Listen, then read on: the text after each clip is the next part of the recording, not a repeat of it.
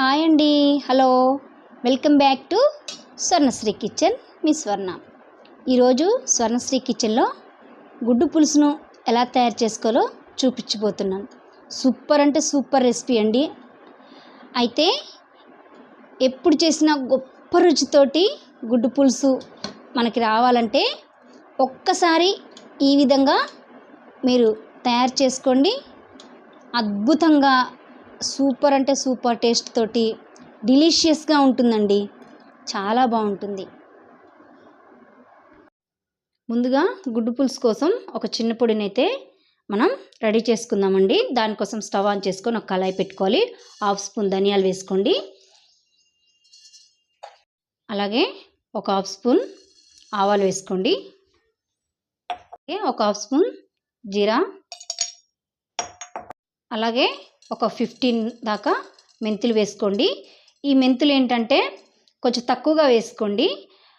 మీరు చేసుకునే దాన్ని బట్టి మెంతులు ఎక్కువగా వేసుకుంటే మనకేమవుతుందంటే చేదు వస్తుంది అనమాట. వీటన్నిటిని ఇలా కలుపుకుంటూ వేగనివ్వాలి. తర్వాత ఒక 2 స్పూన్లు కొబ్బరి పొడి వేసుకోండి. వీటన్నిటిని బాగా ఇలా కలుపుకోవాలి. మనకి మంచి సువాసన అయితే వీటిలో నుంచి వస్తుందండి. అప్పుడు మనకి వేగిపోయినట్టు. ఇలాగ కలర్ చేంజ్ అయిన తర్వాత స్టవ్ ఆఫ్ చేసేసుకొని వీటిని ఒక గిన్నెలోకి తీసేసుకొని చల్లారి పెట్టుకొని మిక్సీ చేసుకోండి. లేకపోతే రోట్లోనే వేసుకొని నూరుకోవచ్చు. ఇప్పుడు గుడ్డు పులుసును తయారు చేసుకోవడం కోసం స్టవ్ ఆన్ చేసుకొని ఒక కళాయి పెట్టుకోండి. 4-5 స్పూన్లు ఆయిల్ వేసుకోండి. ఆయిల్ కొద్దిగా హీట్ అయిన తర్వాత ఒక 1/2 స్పూన్ ఆవాలు వేసుకోండి. కొద్దిగంత జీలకర్ర వేసుకోండి. ఒక 4-5 ఎండుమిర్చి ఒకసారి ఇలా కలుపుకోండి. ఈ పోపు బాగా అయితే వేగాలి. వేగితేనే అప్పుడు మన గుడ్డు పులుసుకి చాలా రుచి అయితే ఉంటుందండి. అలాగే ఒక రెబ్బ కరివేపాకు, అలాగే పచ్చిమిర్చి ముక్కలు, ఆనియన్ ముక్కలు సన్నగా తరుక్కోవాలి. గుడ్డు పులుసులోకి ఈ విధంగా వేసుకోవాలి అన్నిటినీ.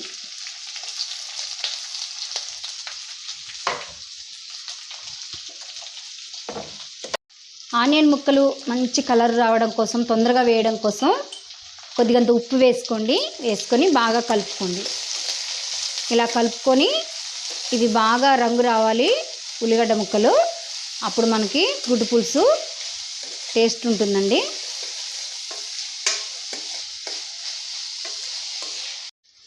ఇదిగోండి, ఈ విధంగా మంచి కలర్ అయితే ఆనియన్ వచ్చినాక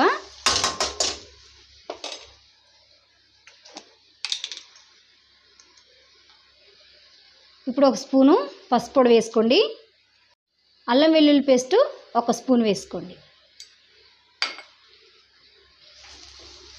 కలుపుకొని 1 నిమిషం పాటు పచ్చివాసన పోయే వరకు ఈ విధంగా కలుపుకోండి అల్లం వెల్లుల్లి పేస్ట్ని.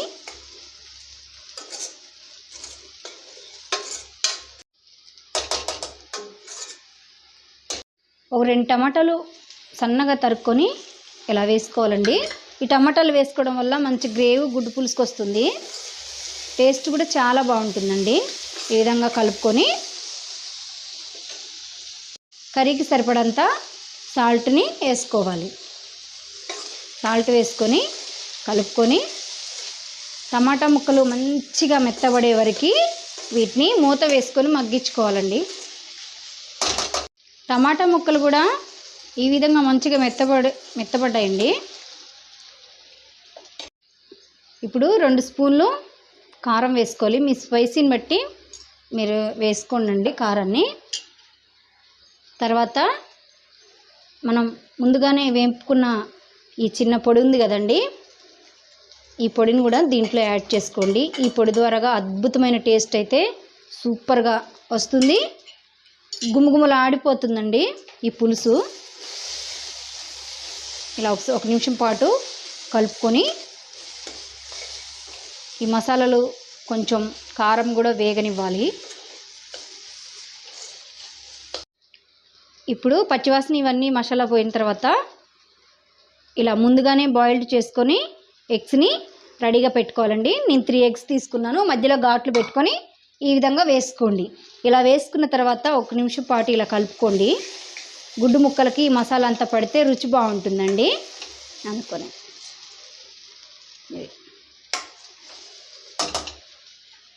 ఇప్పుడు చింతపండు వేసుకోవాలి. ముందుగానే చింతపండుని నానబెట్టుకొని ఇలా గుజ్జు తీసుకోవాలండి. ఆ గుజ్జుని పిండేసుకొని ఈ విధంగా వేసుకోవాలన్నమాట. ఈ గుజ్జు అంతా వేసేసుకొని కావలసినన్ని వాటర్ యాడ్ చేసుకోవాలి.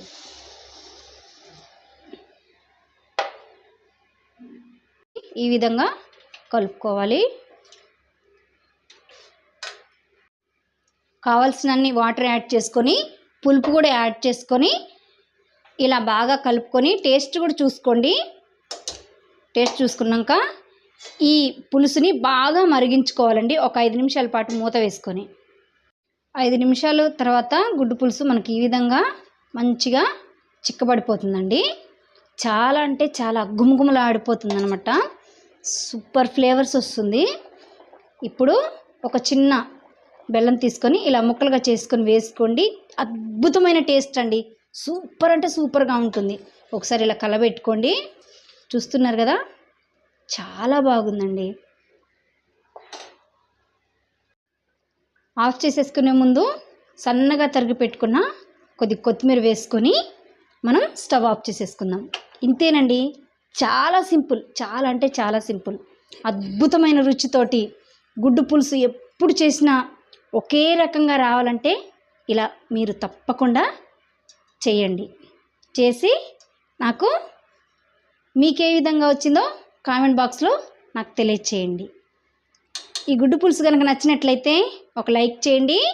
స్వర్ణశ్రీ కిచెన్ని సబ్స్క్రైబ్ చేసుకోండి. మరి కొత్త కొత్త రెసిపీస్ కోసం నా ఛానల్ ఫాలో కండి. తెలిసిన వాళ్ళకి, రిలేటివ్స్కి షేర్ చేయండి. Thank you for watching. Bye.